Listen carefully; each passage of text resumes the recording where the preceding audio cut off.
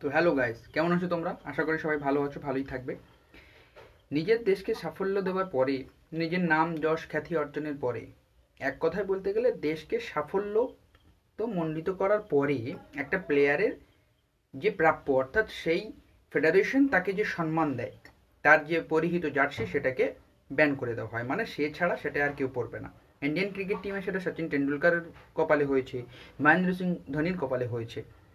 Indian football ফেডারেশনের পক্ষ থেকে সুনীল ছেত্রী যে 11 নম্বর জার্সি পরিহিত করতেন, কিছুদিন আগেই 6ই জুন সুনীল ছেত্রী ইন্টারন্যাশনাল ক্যারিয়ারেতে শেষ ম্যাচ খেলেছেন। দেশের হয়ে অনেক সাফল্য তিনি পেয়েছেন, অনেক ব্যর্থতাও হয়েছে। আফটারঅল তিনি দেশকে সাফল্য করেছেন, দেশের ক্যাপ্টেন। ফুটবল, ভারতবর্ষের যে ফুটবল, এটাকে এক কথায় বলতে গেলে তিনি একা কাঁধেই গত 10 বছর ধরে তিনি টেনে নিয়ে এসেছেন।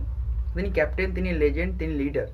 তার সম্মানার্থে ফেডারেশন এইটুকু করতে পারতো যে তার পরিহিত যে 11 নম্বর জার্সি সেটাকে ব্যান করে দিতে পারতো তার সম্মানার্থে।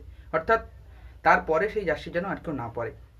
কোনো এক সময় শার্দুল ঠাকুর সচিন টেন্ডুলকারের জার্সি পরেছিলেন, পুরো দেশ সমালোচনা ফেটে পড়েছিল।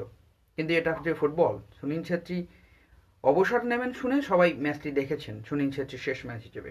বাট বর্তমানে এখন আর কেউ হয়তো ম্যাচ দেখছে না। রহিম আলী একজন ভারতীয় খেলোয়াড়, কিন্তু 11 নম্বর জার্সি পরার অধিকার তার থাকতে পারে না। এটা শুধুমাত্র সুনীল ছেত্রী থাকতে পারে।